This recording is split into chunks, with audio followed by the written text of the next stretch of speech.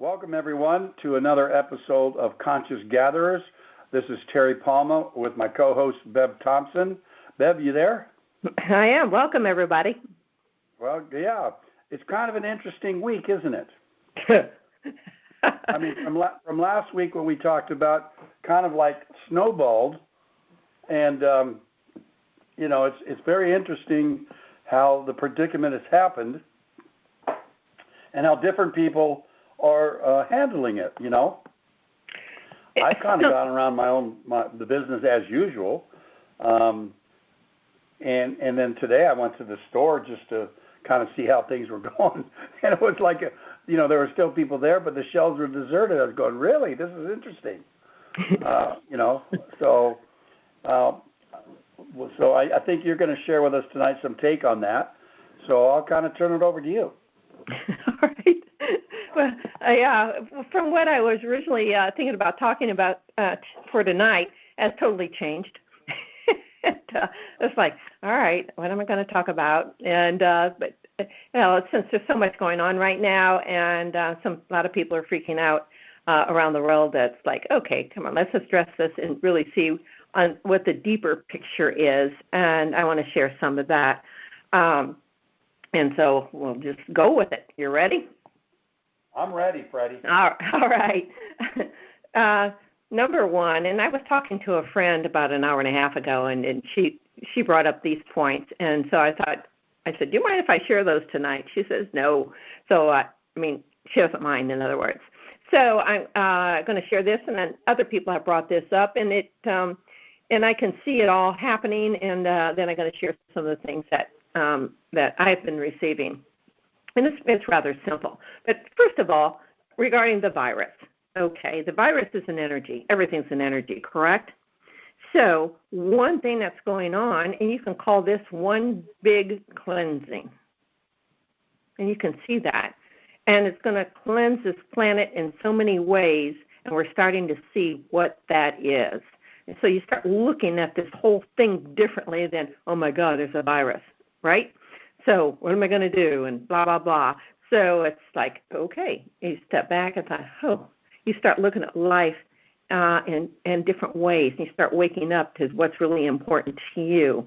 And it's causing people to think outside their old boxes. And I've used the term games, the games that we play, which is how we extend our life, project our life. So it's another way of looking at it. And it's a game, but it's not a game. I don't know. A lot of people are saying, I didn't sign up for this game, but we all did. So remember that we're here for reasons, and we're helping the earth and ourselves go through this ascension to experience what it means to be in this human body and to be on this earth and other various aspects of life that we wouldn't have gotten had we not entered these bodies. So last week I talked about, and Terry talked about, how courageous we are in order to do this. Because when you're in these bodies, you don't. At first, you usually don't see the bigger pictures. We're starting to see the bigger picture. So, getting back to this physicality and what's going on now, a lot of people are helping other people, and so they're extending themselves out. Now, yes, there are some people freaking out and acting out because they're scared. And remember that they are scared, and not to put them down or make fun of them, but to assist them in any way you can. And if you can't, then you just step back and then send them a lot of light and love. So energetically, this is changing the people's consciousness faster. So our comfort zone, right, is being disrupted. You go to the grocery store, you usually can find whatever you want, and Terry, you mentioned, the shelves are empty. You're like, you got to be kidding me. And so you're starting to say, hey, what happened to my comfort zone when I can get anything I want, when I want? And I'm going to take a look at that word want in just a bit. So our comfort zone's disrupted, so we go inside and say, okay, what's really necessary? And so we may find ourselves finding that what was once we thought was necessary is no longer necessary. It's like, I don't care about that anymore. And we will find that our consciousness is changing because of this. I hope this is making some sense. And then today I was getting strongly, so much more will surface. So a lot of these things that we've put into place to experience in this life, and we can call it the good, the bad, the ugly. It doesn't matter, but we're going to start seeing things that controlled us. Put in the word prison's been used a lot, or energetically has put us in the handcuffs, or whatever terminology you want to use. But we're starting to loosen those and saying, hey, I don't want to play this game anymore. Of this part of my life, what can I do to change this? And so we're finding out what's important, and we're going to find out some of the stuff that's going on this earth, and we're all part of it. So we really cannot, point that finger. We talked last week about, because when you point the finger, you're pointing back at yourself. So it's all part of our projections. We have to remember that we're responsible for ourselves, and that might be why people are freaking out. Like, who's going to take care of me? This is going on. Who's going to take care of me? Now, I understand there are children, there are elderly, and there's, that we help each other, but you do help those that need more help. We understand that. But those of us that have that ability for ourselves, it's time for us to take full responsibility for every decision and thought that we have. And we're starting to see that more and more. Hope this is making sense to you all. So we're remembering that we are our own master creator, and it's that power of self that's coming through. So Terry, do you want to add to that, please? Yeah. We've talked about in the past about the Mother Earth and the frequencies changing, excuse me, and moving from duality into a higher frequency. This is part of the process of divine order and how we all move up in frequency. And there are those that are choosing not to move up in frequency and that are leaving because of on their higher level, they understand what's going on and choose not to participate. Not consciously knowing it, but on a higher level knowing it. So, again, as we've told, try not to get involved in the drama. If you're meant to go through this and come out the other end, whatever that may look like or be, it will manifest. And if you're not, that will happen too. So I wouldn't worry about it. I wouldn't sit around and do silly things, just like I'm not going to jump in front of a train knowing that I'm going to live again in another life. That's kind of silly, wasted time, wasted all I could have done here. But so remember, we are not our bodies.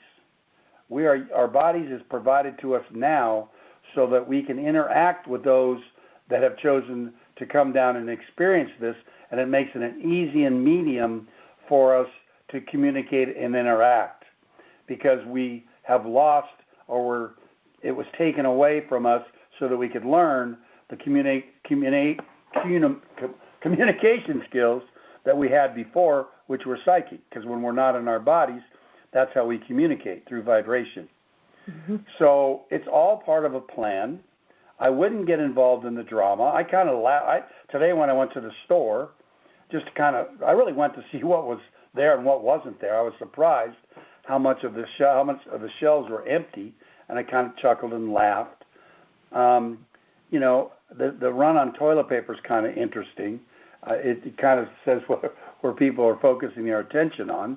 I'm not quite sure how to react to that. But, in every given circumstance, if you sit down and stay centered, you'll have an answer. An answer will be given to you for every issue or challenge that comes to mind. It's when you're frantically going around and letting the drama take over that your answers won't come to you, and you'll think you'll panic, and the circumstance gets even worse. Because remember, that which we dwell on manifests. I told you before, abracadabra. The translation of abracadabra is what I think is what I create, or what I speak is what I create. So that's the top. The number one thing is what you think, what you talk, what you speak is going to manifest, because that's the law we have, that we're given in this material world as creators. We create that which we think, and we are controlled. And Bev, you hit it right on the head when you said, now it's really time to be responsible for what's going on and what you're manifesting. So, it's easy to get into the drama because the news outlets are feeding right into it, which they always do. And, on another level, there's a whole other level of manipulation and taking advantage of the circumstance that other things are happening. And that's what is part of the drama. Don't get involved in that.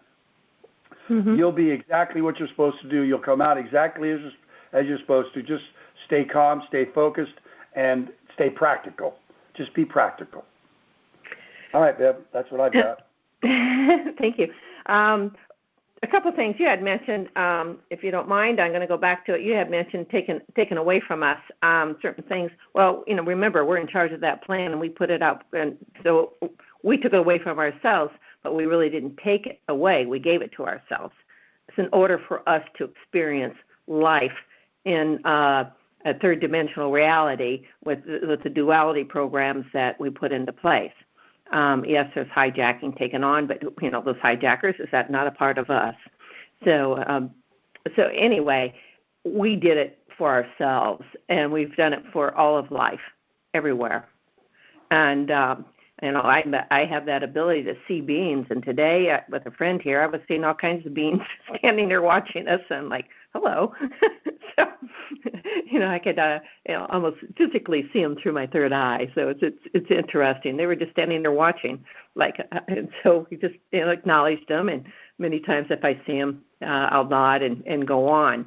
So it's interesting that we have so much. We have help, and we also have those that are observing us. So it's very interesting. And then Terry, I want to get back to you in just a bit. But one thing that may be freaking out, you're talking about that self-responsibility.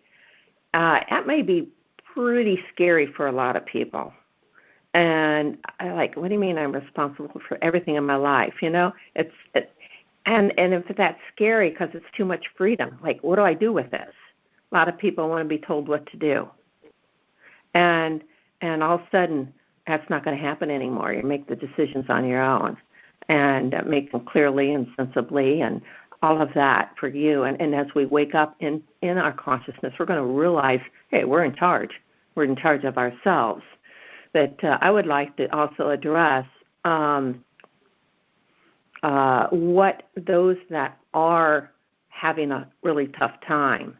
If you could, Terry, go through one of your, I call them Terry tools, Terry's tools, to go back through some of the things that you've already shared with us in the other podcast of what they can do to move out of that fear and out of that, whatever you want to call it. Yeah, so we're going to call it freeze frame, which is, if you recall, when they made movies, and they still make them, I guess, this way, but it used to be frame by frame by frame, and you have to wind it by hand, and the faster you went, that's how you got a motion picture, a moving picture. It was one frame at a time shot. So think of a frame of a movie, and we're going to stop it. When you feel fearful, anxious, mad, irritated, any of those feelings that are, we call negative, stop, freeze frame at that moment. Shift your awareness, your consciousness from your head, where you're reliving that, move to your heart center, put your hand there, and start breathing through that center. Moments later, you'll start, that feeling will be gone, you'll be relaxed. At that moment, you want to relive an experience that gave you great satisfaction, great happiness, great joy, a real experience that you recall. And then I want you to live that experience. Don't just think about it, actually relive it and be there. And then when you're there, I want you to ask yourself the question, how different, what could I have done different under the circumstance that caused me to experience this fear, anxiety, the conflict, whatever it was that caused you to freeze frame in the first place, and then just listen, because your higher self will give you the answer, always. And so it's a way to stay centered and focused in this time of some chaotic mess going on. And I'd also like to read a part of a lesson today out of the Course in Miracles, and it has to do with the body. It has to do with laws. Now, these aren't laws that government puts on us, like there's a red light, you better stop. Those are convenient laws. We need to follow those and stuff. But he's talking about the lesson for today is I'm under no laws but God's laws. And so let me just read a little bit here for a minute. It is insanity that that you think these things. You call them laws and put them under different names in a long category of rituals that have no use and serve no purpose. You think you must obey the laws of medicine, of economics, of health. Protect the body and you will be saved. These are not laws, but madness. The body is endangered by the mind that hurts itself. The body suffers just in order that the mind will fail to see it is its own victim of itself. The body's suffering is a mask the mind holds up to hide what really suffers. It would not understand it, its own enemy. That it is attacking itself and wants to die. It is from this your laws would save the body. It is for this that you think you are a body. And that's what we came to learn, that we aren't who we think we are here. And we came to see if we could remember who we were, put into a circumstance that completely removes the idea of who we are and what we are. We identify with an avatar. That avatar is our name, is our body. And we think it's us, and it's not us at all. It's just an avatar that we took on. And why could Jesus do what he did? Because he was able to come into the physical world and remember who he was and what he could do. And the laws that govern the duality and the physicality, he knew had no bearing over who he really was, and he could do what we call miracles. Every one of us can do the same thing. Every one of us Thank you. Can do the same things. I was on Saturday. I woke up and I've been feeling what I call the collective consciousness. I thought, why am I feeling a little bit of this anxiety? And so, being somewhat empathic, it's like, oh, I'm feeling the collective consciousness, that energy field around the globe, and then breathe a bit, breathe it through, and then let it go. It's like I'm not taking this into myself. So, I can't even recall how this all came up within me, but I was feeling, start sending light around the earth. And in fact, we used to do this years ago, and I haven't done it as much as until the last few days. Now I do it often. It's like I send the light. We're extremely powerful beings, right? And to assist those that are into the fear, and they don't do the freeze frame or don't even know that such a thing exists, is that it will lighten the whole earth. And each of us are so powerful, and if each of us do this often, it just gets brighter and brighter and brighter. And there are those that will not take in the light. That is their choice. And light means love, but I visualize it as an actual white light around the earth. So whatever works for you. And allow that, and you'll find that people will start waking up within themselves, and the whole virus, and I put that in quotes, will disappear because there's not going to be anything there to hold it. There's not an energy to support it. That's a better way of saying it. So that support system will break down and the virus is gone. And then we start waking up to more parts of ourselves. Also, just some other things, the natural oils out there, oil of oregano, Thieves. Have you heard of thieves, Bev? No. Oil of oregano, yes. Yeah, there's a product called Thieves, and it comes from the time of the Black Plague. These people would the thieves who were going into homes of people who had died from the Black Plague and ransacking and taking valuables. These people would rub themselves with these oils to prevent the Black Plague to come to them. And that's how they survived and ransacking people. Well, they call it thieves, and there's an oil. You can look it up on Google, and you can get that. And like we've been running it in an air diffuser in the house just to have that. It smells wonderful. It's and it's just a precaution. It's just being we run oils all the time. So why not use some oils that historically have helped in circumstances like we find ourselves in today? Yeah. So we've been running oil of oregano. We've been running thieves. I've been running frequencies for immune system on my Rife machine. You do smart things, and that's all. That's all I have to say. These are things that we can do within our physical body. Yes, I've heard of thieves. It's THIEVES. So yes, and in fact, I do use that oil. So and it helps cleanse the body. It helps cleanse the air, and you can buy different products with the thieves in it. So it does smell very good. So we have all these tools that we can use to support our bodies in a more physical sense. And they're there for us. If you want to look them up online, you can do that too. But the immune system, of course, keep that built up. The oil of oregano is one thing that will assist with that. Of course, thieves also, and there are others. Just keep yourself healthy. And, yeah. Well, so, Bev, unless you have something else to share, I'd like to open up. If there's anybody on the line that has a question for Bev or myself, please unmute yourself and go ahead and ask it. If not, I'll give you some information how to get a hold of us, and then we'll close the episode for tonight. Any questions? Very good. So if at any time you want to talk with Bev or set an appointment with Bev or myself to have a one-on-one, either virtually over the phone or Zoom room or in person, the number to call is 864-999-3008. That's a 24-hour message machine service. And just leave your name and telephone number and the best time to call you and who you are requesting to have a session with. And either of us will be very happy to return that call and book something with you.